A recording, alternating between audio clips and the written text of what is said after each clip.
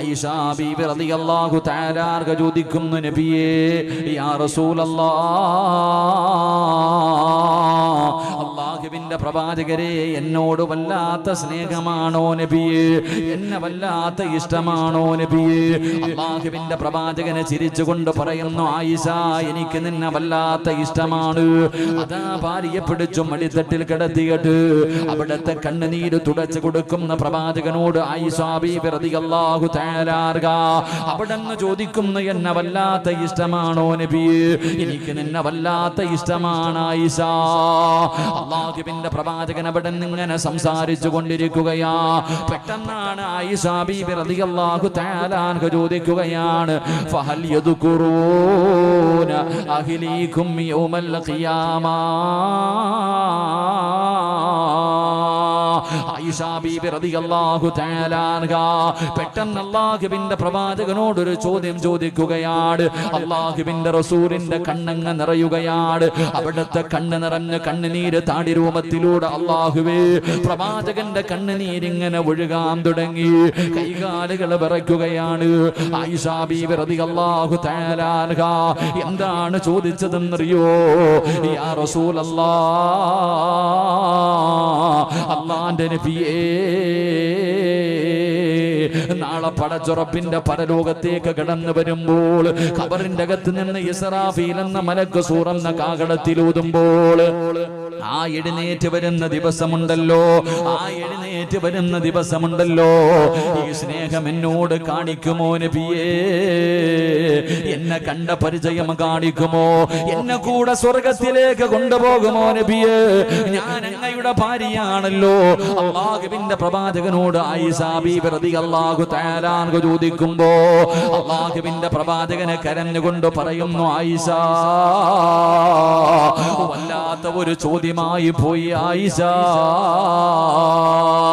നാളെ ഖബറിന്റെ അകത്ത് നിന്ന് എഴുന്നേറ്റ് റബ്ബിന്റെ കോടതിയിലേക്ക് കടന്നു വരുമ്പോ എന്നെ കണ്ട പരിചയം കാണിക്കുമോ?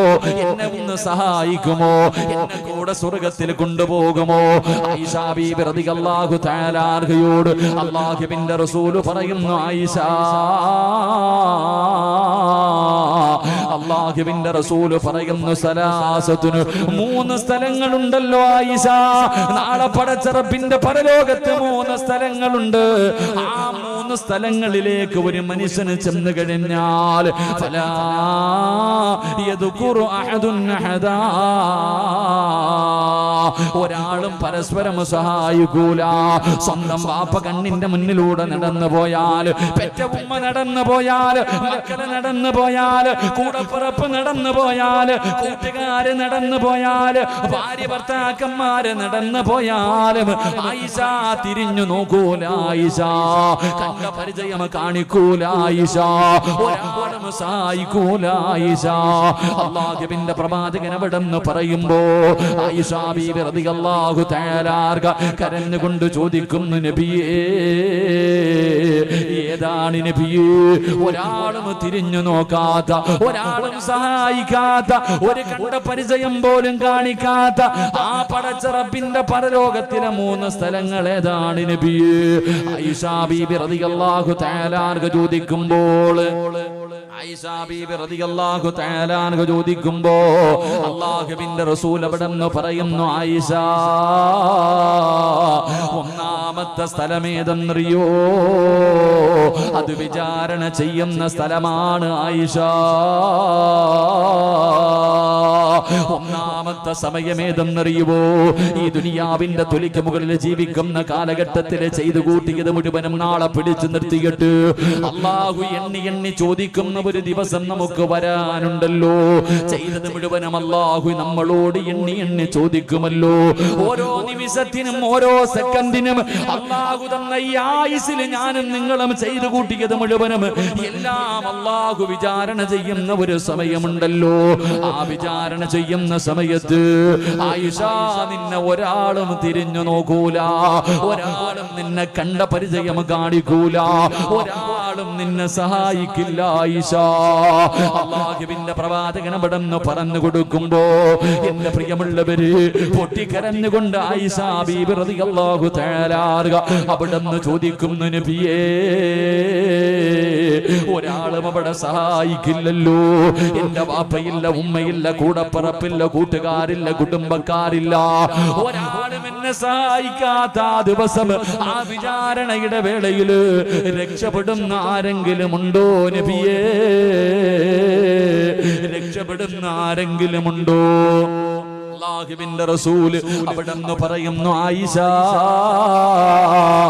നാളെ പടച്ച റബ്ബിന്റെ കോടതിയിൽ ആരും തിരിഞ്ഞു നോക്കാത്ത, ഒരു മനുഷ്യനും സഹായിക്കാത്ത ആ വിചാരണയുടെ സമയമുണ്ടല്ലോ. ആ സമയത്ത് ചില വിഭാഗം ആൾക്കാർ വിചാരണയില്ലാതെ പടച്ച റബ്ബിന്റെ സ്വർഗത്തിലേക്ക് കടന്നു പോകുമെന്ന് നബി മുഹമ്മദ് മുസ്തഫ സല്ലല്ലാഹു അലൈഹി വസല്ലമ തങ്ങൾ പറയാ, ഒരിക്കൽ വീട്ടിലേക്ക് കടന്നു വന്നപ്പോ തന്റെ ഭാര്യ കരഞ്ഞ് കരഞ്ഞ് കരഞ്ഞ് തളർന്നു കിടക്ക. ആ ഭാര്യയോട് ചോദിച്ചു, നീ എന്തിനാ കരയുന്ന നബിയേ? മരണത്തിന് ശേഷമുള്ള ജീവിതത്തെ കുറിച്ച് അങ്ങ് പറയുന്നത് കേട്ട് ഓർത്തിട്ട് കരഞ്ഞുപോയതാ. തന്റെ ഭാര്യയുടെ അവസ്ഥ കണ്ടിട്ട്, ഭയാനകമായ അവസ്ഥ കണ്ടിട്ട് പിടിച്ചു മടിയിൽ കിടത്തിയിട്ട് അള്ളാഹുവിന്റെ റസൂല് കണ്ണുനീര് തുടച്ചുകൊണ്ട് തന്റെ ഭാര്യയെ സമാധാനിപ്പിക്കുമ്പോ ചോദിക്കുന്നു, നബിയെ എന്നോട് വലിയ സ്നേഹമാണോ? സ്നേഹമാണ് ആയിഷ, എനിക്ക് നിന്നെ വല്ലാത്ത ഇഷ്ടമാ. ഉടനെ ചോദിച്ച ചോദ്യം, ഈ സ്നേഹം നാളെ പരലോകത്ത് വരുമ്പോഴും കാണുമോ? അള്ളാന്റെ കോടതിയിൽ കടന്നു വരുമ്പോ ഈ സ്നേഹം എന്നോട് കാണിക്കുമോ? എന്നെ കാണുമ്പോ കണ്ട പരിചയം കാണിക്കുമോ? എന്നെ കൂടെ സ്വർഗത്തിൽ കൊണ്ടുപോകുമോ നബിയെ? അള്ളാഹുവിന്റെ റസൂല് കരഞ്ഞുകൊണ്ട് പറഞ്ഞു, ആയിഷ 3 സ്ഥലം ഒഴികെ 3 സ്ഥലമുണ്ട്. ആ 3 സ്ഥലങ്ങളിൽ ഒരു മനുഷ്യൻ ചെന്നു കഴിഞ്ഞാൽ പിന്നെ ഒരാളും തിരിഞ്ഞു നോക്കില്ല എന്ന് നബി മുഹമ്മദ് മുസ്തഫ സല്ലല്ലാഹു അലൈഹി വസല്ലം. അതിലെ ഒന്നാമത്തെ സ്ഥലം, ഈ ഭൂമിയുടെ തൊലിക്ക് മുകളിൽ ജീവിക്കുമ്പോൾ ചെയ്തു കൂട്ടിയത് മുഴുവനും അല്ലാഹ് ചോദിക്കും. എന്നോടും ചോദിക്കും, നിങ്ങളോടും ചോദിക്കും. അത് നന്മയാകട്ടെ തിന്മയാകട്ടെ, എന്തൊക്കെ ചെയ്തിട്ടുണ്ടോ അത് അല്ലാഹു എണ്ണി എണ്ണി ചോദിക്കുന്ന ദിവസം. ആ സമയം ഒരാളെയും നീ നോക്കണ്ട എന്ന് നബി മുഹമ്മദ് മുസ്തഫ അള്ളാഹുവിന്റെ പ്രവാചകൻ പറയുന്ന ആ സമയത്ത് ഒരാളും വാപ്പ അല്ല എന്ത് പരിചയം, വാപ്പയും ഉമ്മയും മക്കളൊന്നും ഒരു പരിചയമില്ല, ആര് കണ്ട പരിചയം പോലും കാണിക്കൂല, എല്ലാത്തിനും അവനവന്റെ കാര്യം. അള്ളാഹു നമുക്ക് ഈമാൻ തരുമാറാകട്ടെ, അള്ളാഹു നമുക്ക് ഈമാൻ തരുമാറാകട്ടെ. ആയിഷ ബീവി റളിയല്ലാഹു തആല കരഞ്ഞുകൊണ്ട് ചോദിക്കാൻ, നബിയെ വാപ്പയില്ല, ഉമ്മയില്ല, കൂടപ്പുറപ്പില്ല, ആരുമില്ല, അപ്പൊ പിന്നെ രക്ഷപ്പെടാൻ വല്ല വഴിയുണ്ടോ? ആയിഷ ബീവി റളിയല്ലാഹു തആല അൻഹ പറയുന്നുണ്ട്, മൻ ഹൂസിബ. അവിടെ നിന്ന് ആയിഷ ബീവി പറയുന്നുണ്ട്, അള്ളാഹു ഒരു മനുഷ്യനെ വിചാരണയ്ക്ക് വേണ്ടി പിടിച്ചു നിർത്തി കഴിഞ്ഞാൽ ഓന്റെ കാര്യം പോയെന്ന. അള്ളാഹു നമ്മളെ കാക്കുമാറാകട്ടെ, അള്ളാഹു നമ്മളെ കാത്തുരക്ഷിക്കുമാറാകട്ടെ. അള്ളാഹു ഒരു മനുഷ്യനെ വിചാരണയ്ക്ക് വേണ്ടി പിടിച്ചു നിർത്തി കഴിഞ്ഞാൽ അവന്റെ കാര്യത്തിൽ തീരുമാനമായി, അവൻ നശിച്ചുപോയി. അള്ളാഹു വിചാരണയില്ലാതെ സ്വർഗത്തിൽ കിടക്കുന്ന വിഭാഗത്തിൽ പെടുത്തുമാറാകട്ടെ. എന്റെ പ്രിയമുള്ള സഹോദരങ്ങളെ, ആയിഷ ബീവി റളിയല്ലാഹു തആല അൻഹ പറയും, അവിടെ നിന്ന് ചോദിച്ചു, നബിയെ രക്ഷപ്പെടുന്ന ആരെങ്കിലും ഉണ്ടോ? ഉണ്ട്. നാളെ ഹിസാബില്ലാതെ കടന്നു പോകുന്ന എന്താ ഹിസാബ് യസീറ എന്ന് പറഞ്ഞൊരു ഹിസാബുണ്ട്. ഹിസാബ് യസീർ അള്ളാഹു വിളിച്ചു നിർത്തിയിട്ട് ചോദിക്കൂ, അത്രേ, നീ നിസ്കരിച്ചില്ല, ഇല്ലടാ, ഇല്ല അള്ളാഹുവേ. നീ സദക്ക കൊടുത്തില്ല, ഇല്ല അള്ളാഹു. നീ അങ്ങനെ ചെയ്തില്ല, ഇവിടെ എല്ലാം അംഗീകരിക്കും. അള്ളാഹു നമ്മളോട് ചോദിക്കും, ഓരോ കാര്യങ്ങൾ ഇങ്ങനെ ചോദിക്കും, നമ്മൾ സമ്മതിക്കും. എന്നിട്ട് അവസാനം അള്ളാഹ് പറയും, പോടാ, കയറി സ്വർഗത്തിൽ പോടാന്ന് പറഞ്ഞ് ചിലരെ പറഞ്ഞു വിടും. അള്ളാഹു ആ കൂട്ടത്തിൽ പെടുത്തുമാറാകട്ടെ. പ്രവാചകൻ സല്ലല്ലാഹു അലൈഹി വസല്ലമ തങ്ങൾ പറഞ്ഞു, 70,000 പേര് ഹിസാബില്ലാതെ സ്വർഗത്തിൽ പോകും. 70,000 പേര്. അല്ലാഹുവിന്റെ പ്രവാചകൻ സല്ലല്ലാഹു അലൈഹി വസല്ലമ തങ്ങൾ പറയുകയാണ്, 70,000 പേര് നാളെ പടച്ച റബ്ബിന്റെ പരലോകത്ത് ഹിസാബില്ലാതെ സ്വർഗത്തിലേക്ക് കടക്കുകയാണ്. ആ 70,000 പേരുടെ കൂടെ ഓരോ മനുഷ്യന്റെ കൂടെയും 70,000 പേര്. നാളെ എന്റെ സമുദായത്തിലെ ലക്ഷക്കണക്കിന് ആൾക്കാർ നാളെ ഹിസാബില്ലാതെ സ്വർഗത്തിലേക്ക് കടന്നു പോകുമെന്ന് ലോകത്തിന്റെ നേതാവ് പറയുമ്പോ, ആരാട് പടച്ചവര്? നാളെ വിചാരണയില്ലാതെ സ്വർഗത്തിലേക്ക് കടന്നു പോകുന്നതാരാ? അല്ലാഹുവിന്റെ റസൂലിനോട് ചോദിക്കുന്നു, യാ റസൂലല്ലാഹ്, ആരാണ് നബിയേ? ആരാണ് നബിയേ? ഈ കടപ്പുറത്ത് ഒരുമിച്ച് കൂടി എന്റെ പ്രിയമുള്ള സഹോദരങ്ങളോട് സഹോദരിമാരോട്, യൗമ യഫിറുൽ മർഉ മിൻ അഖീഹി വ ഉമ്മിഹി വ അബീഹി വ സ്വഹിബതിഹി വ ബനീഹി. വാപ്പയും ഭാര്യയും മക്കളും കൂടപ്പുറപ്പും കൂട്ടുകാരും ഒരു മനുഷ്യനും തിരിഞ്ഞു നോക്കാത്ത ഒരു ദിവസം വരാനുണ്ട്. പെങ്ങളെ, അള്ളാഹുവിന്റെ പ്രവാചകൻ അവിടെന്ന് പറയുകയാണ്, ഇന്ന് പ്രസവിച്ച വേദനയെ കുറിച്ച് പറയുന്ന ഉമ്മമാര്, പ്രസവ വേദന മരണവേദനയാണെന്ന് പറയുന്ന പെങ്ങള്, അള്ളാഹുവിന്റെ പ്രവാചകൻ പറയുകയാ, ആ ദിവസമെങ്ങാണം ഒരു ഗർഭിണിയായ പെണ്ണുണ്ടെങ്കിൽ അവള് പ്രസവിച്ച വേദന അറിയില്ല ഉമ്മ. നാളെ പടച്ചുറപ്പിന്റെ പരലോകത്ത് വെച്ചുകൊണ്ട് ഒരു പെണ്ണങ്ങാണം പ്രസവിച്ചു പോയാ അവൾ അറിയൂല, ആ പ്രസവ വേദന അവൾ അറിയില്ല. പാല് കൊടുത്തുകൊണ്ടിരിക്കുന്ന ചോര കുഞ്ഞുണ്ടല്ലോ, ആ കുഞ്ഞിനെ വലിച്ചെറിഞ്ഞിട്ട് തന്റെ ഉമ്മയോടുന്ന ദിവസമാണ്. അല്ലാഹുവിന്റെ റസൂല് പറയുകയാ, ചോര കുഞ്ഞിനെ വലിച്ചെറിഞ്ഞിട്ട് ഉമ്മയോടി ഒളിക്കുന്ന ദിവസമാ. പെങ്ങള്,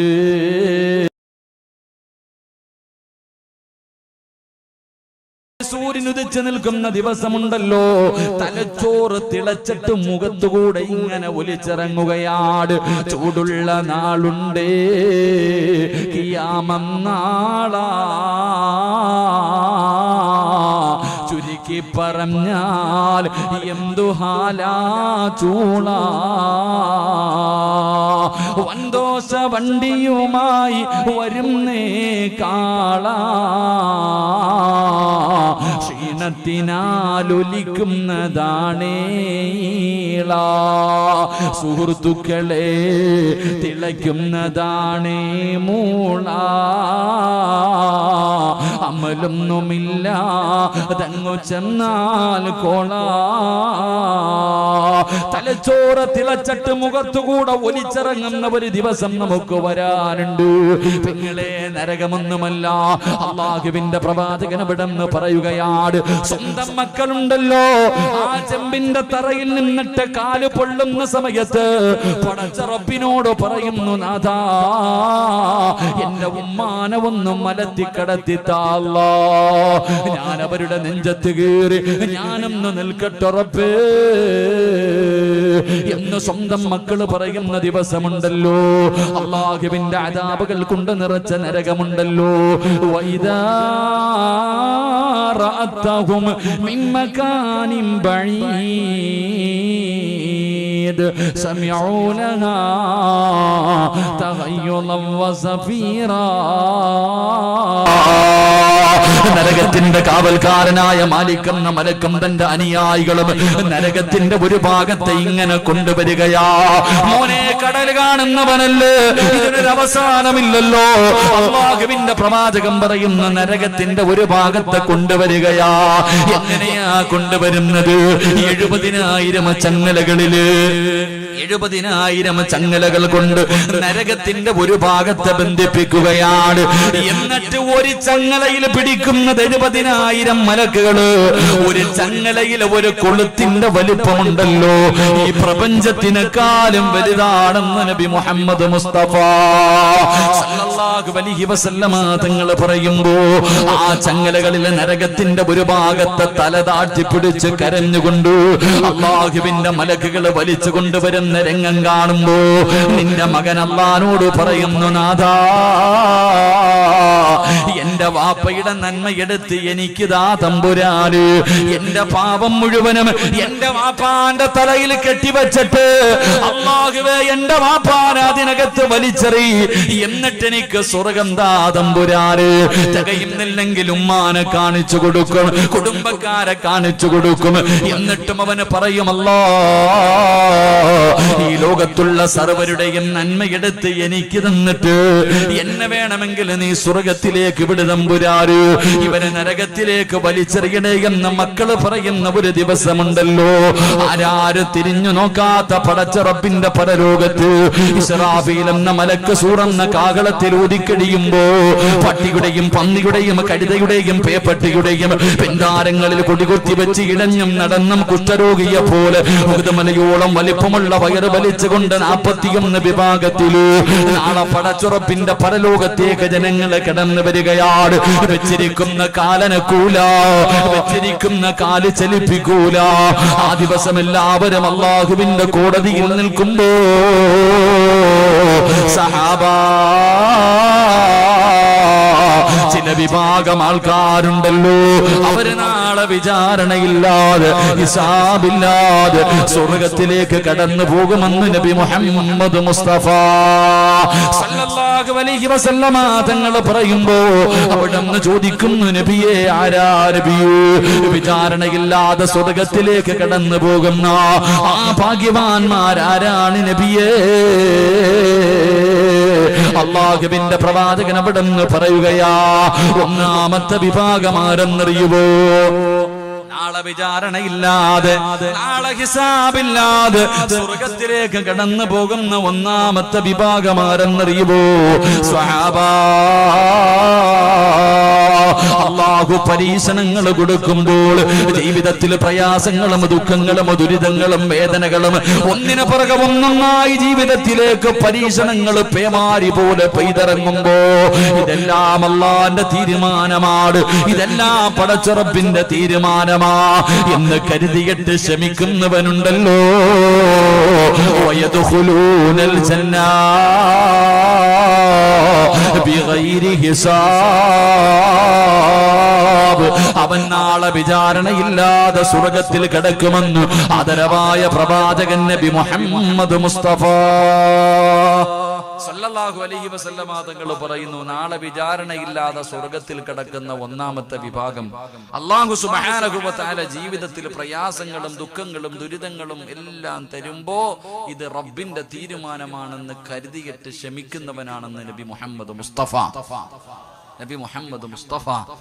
സല്ലല്ലാഹു അലൈഹി വസല്ലമ തങ്ങൾ പറഞ്ഞു, ജീവിതത്തിൽ പ്രയാസങ്ങൾ ഉണ്ടാകുമ്പോൾ ക്ഷമിക്കുന്നവൻ. എന്റെ പ്രിയമുള്ളവരെ, നമുക്കതാ ഇല്ലാതെ പോയതും നമുക്കത് തന്നെയാ ഇല്ലാതെ പോയതും. നമുക്ക് ക്ഷമിക്കാനുള്ള മനസ്സില്ല.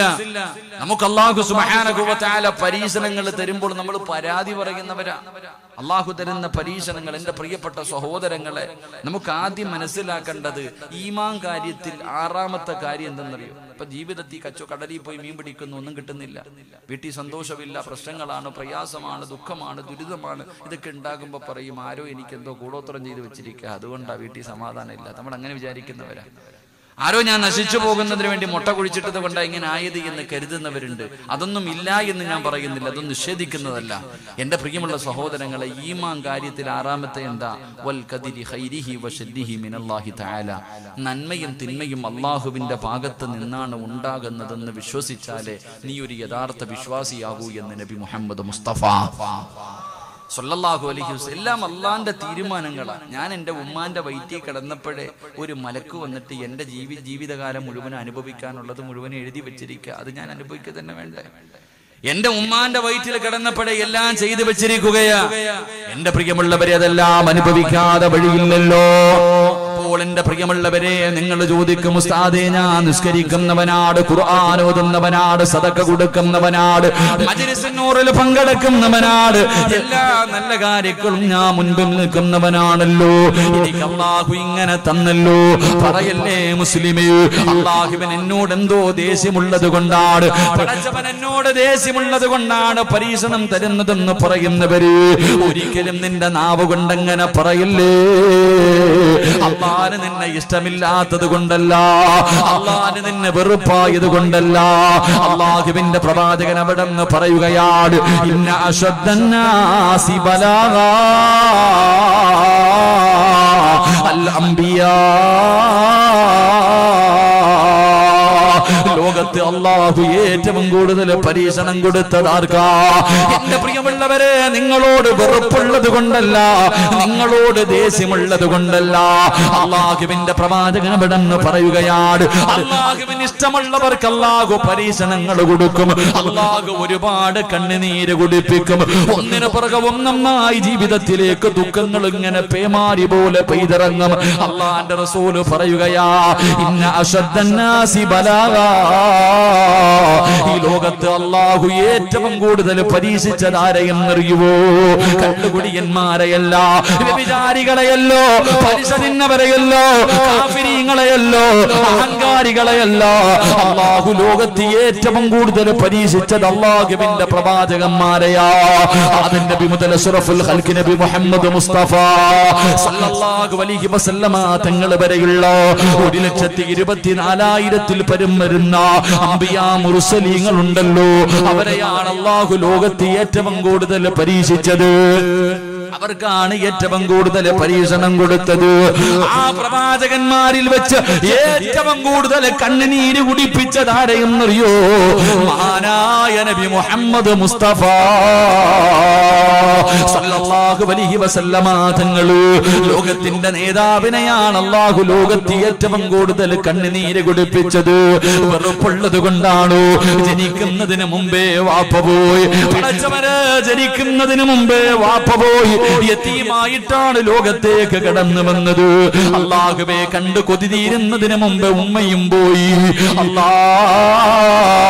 സ്നേഹിച്ചവർ ഒന്നൊന്നായി ജീവിതത്തിൽ നിന്ന് പിരിഞ്ഞു പോവുകയാ. വല്ലാത്ത പ്രയാസമായിരുന്നല്ലോ, ഒറ്റപ്പെടലിന്റെ ജീവിതമായിരുന്നല്ലോ, താങ്ങാൻ കഴിയാത്ത വേദനകളായിരുന്നല്ലോ. അല്ലാഹുവിന്റെ പ്രവാചകന്റെ ജീവിതം എടുത്തു നോക്കൂ. വല്ലാത്ത പ്രയാസങ്ങളും വല്ലാത്ത ദുഃഖങ്ങളും ദുരിതങ്ങളും. എന്റെ പ്രിയമുള്ളവര്, പ്രവാചകന്റെ ജീവിതം വല്ലാത്ത ജീവിതമായിരുന്നു. അതുകൊണ്ട് എന്റെ പ്രിയമുള്ളവരെ, അല്ലാഹുവിന്റെ റസൂല് പറയുകയാ, വാപ്പാ നിന്നോട് വെറുപ്പുള്ളത് കൊണ്ടല്ല നിനക്ക് അല്ലാഹു രോഗം തന്നത്. നിന്നെ കിടന്ന കിടപ്പിൽ കടത്തിയത് നിന്നോടുള്ള വെറുപ്പ് കൊണ്ടല്ല. നിനക്ക് പട്ടിണി തരുന്നത്, നിനക്ക് കടം തരുന്നത്, നിനക്ക് അല്ലാഹു റിസ്ക് തരാത്തത്, ഇതെല്ലാം നിന്നോട് പടച്ച റബ്ബിനുള്ള വെറുപ്പ് കൊണ്ടല്ല, അല്ലാഹുവിന് നിന്നോടുള്ള സ്നേഹം കൊണ്ടാണെന്ന് നബി മുഹമ്മദ് മുസ്തഫ സല്ലല്ലാഹു അലൈഹി വസല്ലമ തങ്ങൾ പറയുന്നു. എന്റെ പ്രിയമുള്ളവരെ, അല്ലാഹുവിന്റെ വിശുദ്ധമായ ഖുർആൻ പറയുകയാണ്, അല്ലാഹു ഇഷ്ടപ്പെട്ടവർക്ക് അല്ലാഹു ചില പരീക്ഷണം കൊടുക്കുമെന്ന് ഖുർആനാ പറഞ്ഞത്. വലനബുലുവന്നകും ബിശൈഇൻ മിനൽ ഖൗഫി വൽ ജൂഇ വനഖ്സിൻ മിനൽ അംവാലി വൽ അൻഫുസി വസ്സമറാത്ത് വബശ്ശിരി സ്വാബിരീൻ الذين إذا أصابتهم مصيبة قالوا إنا لله وإنا إليه راجعون. അല്ലാഹു ഇഷ്ടപ്പെട്ടവർക്ക് അല്ലാഹു കൊടുക്കുന്ന പരീക്ഷണങ്ങളെ കുറിച്ച് അല്ലാഹുവിന്റെ വിശുദ്ധമായ ഖുർആൻ തന്നെ പരിചയപ്പെടുത്തുമ്പോ, എന്റെ പ്രിയമുള്ള സഹോദരാ, അല്ലാഹു നിന്നെ വല്ലാത്ത ഇഷ്ടമോ? നിനക്ക് സ്വർഗം തരണ്ട്, നിനക്ക് അല്ലാഹു സ്വർഗം തരണ്ട്. നിന്റെ കയ്യിൽ ഇബാദത്തില്ലല്ലോ, നിന്റെ കയ്യിൽ ദിക്റുകളില്ലല്ലോ, നിന്റെ കയ്യിൽ സദഖകളില്ലല്ലോ, നിന്റെ കയ്യിൽ ഒരുപാട് സൽക്കർമ്മങ്ങളില്ലല്ലോ. അതുകൊണ്ട് പടച്ചവൻ നിനക്ക് ചില പരീക്ഷണങ്ങൾ തന്നിട്ട് അതിനു പകരം അല്ലാഹു സ്വർഗം തരുമെന്ന് നബി മുഹമ്മദ് മുസ്തഫ സല്ലല്ലാഹു അലൈഹി വസല്ലമ തങ്ങൾ പറയുമ്പോ, ഒരു തലവേദന വരുമ്പോൾ, ഒരു പനി വരുമ്പോൾ, എന്തെങ്കിലും നിസാര ഒരു രോഗം വരുമ്പോ പരാതി പറയുന്ന മനുഷ്യ, ഒരിക്കലും പരാതി പറയല്ലേ, ഒരിക്കലും നീ അല്ലാഹുവെ കുറ്റപ്പെടുത്തല്ലേ. അല്ലാഹു എനിക്ക് ഇങ്ങനെ ഒരു അവസ്ഥ തന്നോ എന്ന് പറയല്ലേ.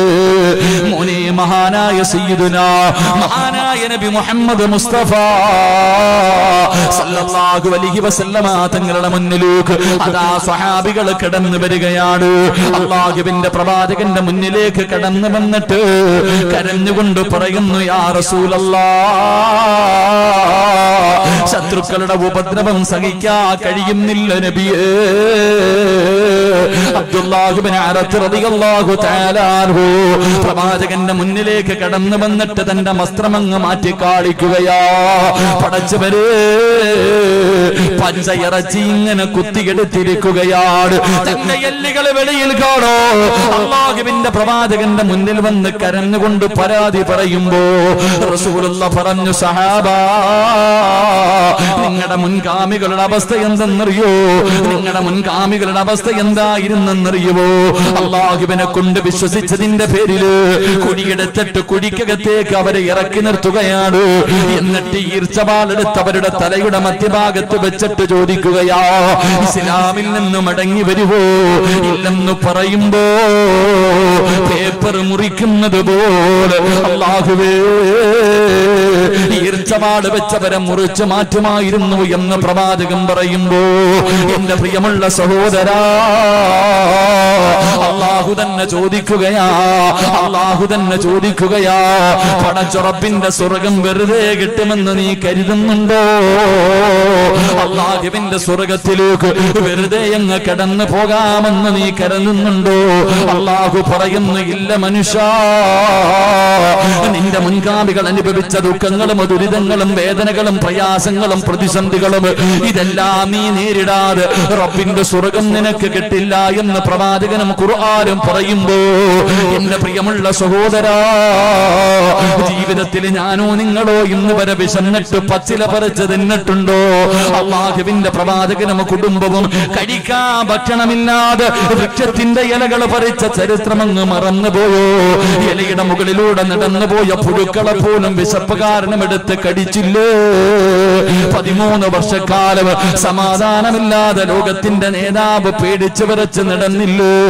എന്റെ പ്രിയമുള്ളവരെ, അല്ലാഹു എന്തെങ്കിലും ഒരു രോഗം തരുമ്പോ പരാതി പറയുന്ന ഉമ്മ,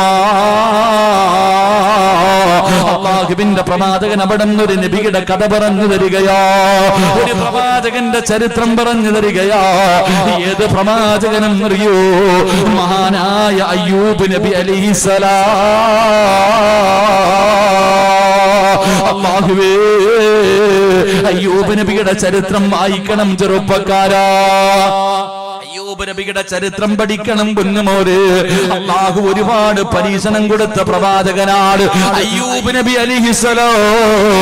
81 വർഷക്കാല സുഖ ആഡംബരങ്ങൾക്ക് നടുവില് പട്ടിണിയും ദുരിതവും വേദനയും പ്രയാസവും എന്താണെന്നറിയാതെ ജീവിച്ച പ്രവാചകരോ, അവസാനം അല്ലാഹു സുബ്ഹാനഹു വ തആല അയ്യൂബ് നബി അലൈഹിസ്സലാമിന് അല്ലാഹു ഒരു പരീക്ഷണം കൊടുക്കുകയാണ്. പടച്ചവരെ, ലോകത്ത് ഇന്ന് വരെ ഒരാൾക്കും കൊടുക്കാത്ത ഒരു രോഗം അല്ലാഹു കൊടുക്കുകയാ. അവിടത്തെ ശരീരമുണ്ടല്ലോ, അവിടത്തെ ശരീരമുണ്ടല്ലോ, പടച്ച റബ്ബേ, പഴുത്തിങ്ങനെ പൊങ്ങുകയാണ്. അതാ അവിടെ നിന്നിങ്ങനെ പൊട്ടി ഒലിക്കുകയാ.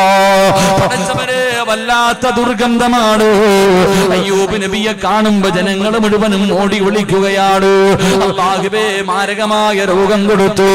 ഓരോ ദിവസം കഴിയുമ്പോഴും രോഗം ഇങ്ങനെ കൂടിക്കൊണ്ടിരിക്കുകയാണ്. എന്ത് മരുന്ന് കഴിച്ചിട്ടും രോഗം മാറുന്നില്ലോ. അവിടത്തെ പടച്ചവര് ജനിച്ചു വളർന്ന നാട്ടിൽ നിന്ന് നാട്ടുകാരും കുടുംബക്കാരും മാറ്റി ഓടിക്കുകയോ. പെങ്ങള് അയ്യൂബ് നബി അലൈഹിസ്സലാമിനെ ആട്ടിയോടിക്കുമ്പോ തന്റെ പ്രിയപ്പെട്ട ഭാര്യയായ റഹ്മത്ത് ബീബി റളിയല്ലാഹു തആല അൻഹ എല്ലാവരും കൂടെ ഭർത്താവിനെ ആട്ടിയിറക്കുമ്പോ പടച്ചവനെ അയ്യൂബ് നബിയുടെ ഭാര്യ കൂടെ നടക്കുകയാണ്. പെങ്ങളെ, പഠിക്കണം പൊന്നുമോള്, ജീവിതത്തിൽ പഠിക്കേണ്ട ചരിത്രമാണ് റഹ്മത്ത് ബീബിയുടെ ചരിത്രം പൊന്നുമോള്. ഭർത്താവിന്റെ കഴുത്തറത്ത് കൊന്നിട്ട് ഓടുന്ന പെണ്ണുങ്ങൾക്ക് പഠിക്കാനുള്ള കഥയാ. അല്ലാഹുവേ, അയ്യൂബ് നബി അലൈഹിസ്സലാമിന് അല്ലാഹു മാരകമായ രോഗമാണ് കൊടുത്തത്. അവസാനം നടക്കാൻ കഴിയില്ലോ. പടച്ചവനെ, എങ്ങനെയാണ് ജീവിച്ചതെന്നറിയോ?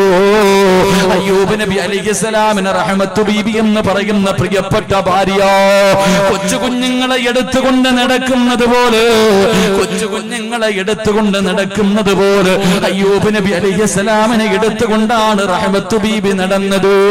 അവസാനം നോക്കുമ്പോ ശരീരത്തിൽ നിന്ന് മാംസങ്ങൾ ഇങ്ങനെ താഴെ വീഴുകയോ.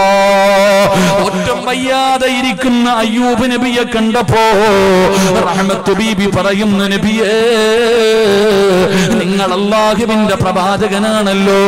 നിങ്ങൾ ദുആ ചെയ്താൽ അല്ലാഹു ദുആ സ്വീകരിക്കുമല്ലോ. നിങ്ങളുടെ ഈ രോഗമൊന്ന് മാറാൻ, നിങ്ങളുടെ ഈ രോഗമൊന്ന് മാറാ ഒന്ന് ദുആ ചെയ്തുകൂടെ നബിയേ? അയ്യൂബ് നബി അലൈഹിസ്സലാമിനോട് തന്റെ പ്രിയപ്പെട്ട ഭാര്യ റഹ്മത്ത് ബീബി ചോദിക്കുമ്പോ അയ്യൂബ് നബി കരയുകയാ. അയ്യൂബ് നബി കരയുകയോ. കരഞ്ഞുകൊണ്ട് പറയുന്നു, റഹ്മത്തേ, 81 കൊല്ലം അല്ലാഹു എനിക്ക് പണം തന്നല്ലോ, എനിക്ക് അധികാരം തന്നല്ലോ, എനിക്ക് സുഖം തന്നല്ലോ, എനിക്ക് ആരോഗ്യം തന്നല്ലോ, എനിക്ക് കൊട്ടാരങ്ങൾ നൽകിയല്ലോ, എനിക്ക് ഭാര്യമക്കളെ നൽകിയല്ലോ. എന്തിനാ അല്ലാ ഇതെനിക്ക് തന്നതെന്ന് ഇന്ന് വരെ ഞാൻ ചോദിച്ചിട്ടില്ല. എന്നോട് ചോദിക്കാൻ നീ പറഞ്ഞിട്ടുമില്ല. അതുകൊണ്ട് പടച്ചവൻ എനിക്കൊരു ചെറിയ പരീക്ഷണം തന്നപ്പോ അള്ളാനോട് പരാതി പറയാൻ എനിക്ക് വയ്യ. എന്നെ നോക്കി നോക്കി മടുത്തെങ്കില് നിനക്ക് നിന്റെ വഴി നോക്കാമെന്ന് അയ്യൂബ് നബി പറയുമ്പോ പെങ്ങള് 1 വർഷമല്ല 10 വർഷമല്ല 18 കൊല്ലം ഇതുപോലെ നടന്നു. അയ്യൂബ് നബി അലൈഹിസ്സലാമിന് തന്റെ പ്രിയപ്പെട്ട ഭാര്യ റഹ്മത്ത് ബീവി റളിയല്ലാഹു തആല അൻഹ ഒരു കുഞ്ഞിനെ ചുമക്കുന്നത് 10 മാസമാ, 9.5 മാസമാ. പക്ഷേ റഹ്മത്ത് ബീവി എന്ന് പറയുന്ന ഭാര്യയുണ്ടല്ലോ, തന്റെ പ്രിയപ്പെട്ട ഭർത്താവിനെ ചുമന്നത് 18 കൊല്ലമോ. എല്ലും തോലുമായ അയ്യൂബ് നബിയെ കുഞ്ഞുങ്ങളെ ചുമക്കുന്നത് പോലെ റഹ്മത്ത് ബീവി ചുമന്നെന്ന് ചരിത്രം പറയുമ്പോ അയ്യൂബ് നബി അലൈഹിസ്സലാം ഒരിക്കൽ പോലും പടച്ച റബ്ബിനോട് നാഥാ എന്റെ രോഗമൊന്ന് മാറ്റിത്താല്ലോ, അവിടെന്ന് ഒരിക്കൽ പോലും ദുആ ചെയ്തില്ലോ. ഈ 18 കൊല്ലവും ഇങ്ങനെ നടക്കുകയാണ്. അവസാനം അയ്യൂബ് നബി അലൈഹിസ്സലാം എല്ലാ ദിവസവും ശൈത്താൻ വന്ന് നോക്കുകയാ.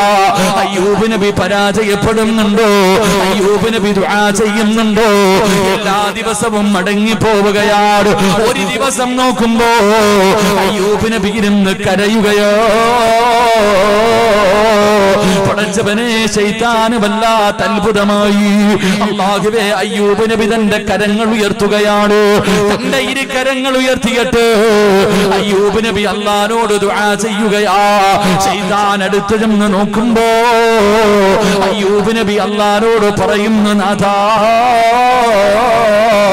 എനിക്കിന്ന് വരെ ഒരു സുബ്ഹാനല്ലാഹ് പറയാറ്, ഒരു അൽഹംദുലില്ലാഹ് പറയാ, ഒരു ദിക്ർ പറയാറ് എന്നെ കൊണ്ട് കഴിയുമായിരുന്നു അല്ലാഹ്. ഇന്നതിന് കഴിയുന്നില്ല റബ്ബേ. അതുകൊണ്ട് എന്റെ നാവിലെ രോഗം മാത്രം ഒന്ന് മാറ്റിത്തരുവോ അല്ലാഹ്. അപ്പോഴും തന്റെ രോഗം മാറ്റണമെന്നല്ല പറഞ്ഞത്. വഇന്നീ മസ്സനിയൽ അന്ത അർഹമുർ റഹീമീൻ. അപ്പോഴും അല്ലാഹുവിനോട് പറയുന്നത്, പടച്ചവരെ എന്റെ ഈ പ്രയാസമൊന്ന് മാറ്റിത്താ അല്ലാഹ്. 18 കൊല്ലം നടന്നിട്ട് ഒരിക്കൽ പോലും ദുആ ചെയ്തില്ലെങ്കിൽ ആ നബി കിടക്കുന്ന സ്വർഗമോ, ആ പ്രവാചകൻ കിടക്കുന്ന സ്വർഗമോ ഞാനും നിങ്ങളും ആഗ്രഹിക്കുന്നവര്. അതുകൊണ്ട് അല്ലാഹുവിന്റെ പ്രവാചകൻ എവിടെന്ന് പറയുകയോ, ജീവിതത്തിലെ ദുഃഖങ്ങളും ദുരിതങ്ങളും പ്രയാസങ്ങളും വേദനകളും ഒന്നിനു പുറകെ ഒന്നായി ജീവിതത്തിലേക്ക് കടന്നു വരുമ്പോ ഇത് പടച്ചുറപ്പിന്റെ തീരുമാനമാണ്, ഇത് അല്ലാഹുവിന്റെ തീരുമാനമാണ് എന്ന് കരുതിയിട്ട് ക്ഷമിക്കുന്നവനുണ്ടല്ലോ, അവൻ നാളെ പടച്ചുറപ്പിന്റെ പരലോകത്ത് കടന്നു വരുമ്പോ ആ വിചാരണയുടെ സമയമുണ്ടല്ലോ, അല്ലാഹുവിന്റെ റസൂല് പറയുകയോ, അവൻ നാളെ വിചാരണയില്ലാതെ റബ്ബിന്റെ സ്വർഗ്ഗത്തിൽ കിടക്കുമെന്ന് നബി മുഹമ്മദ് മുസ്തഫ.